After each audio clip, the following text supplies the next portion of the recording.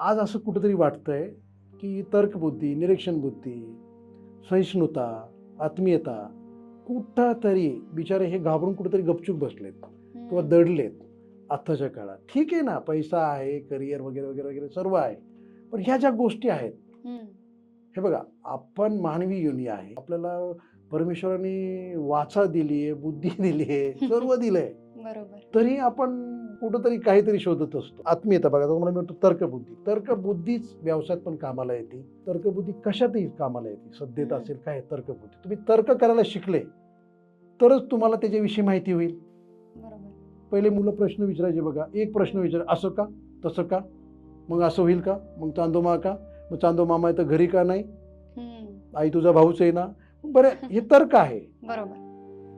आपण त्याला सहज लहान आहे म्हणून घेतो किंवा आहे. हम्म. पण ते तर्कच माणसाला तयार करत जातात. हम्म. मग तो व्यवसाय असेल, काही असेल, खिलाडूवृत्ती असेल, कोणते व्हॉटेवर तुम्हाला करिअर असेल, त्याच्यात हे हम्म. कामाला येतात. बरोबर. पण हे कुठंतरी आता हरवलंय असं हरवत मला चाललंय. वाटतं.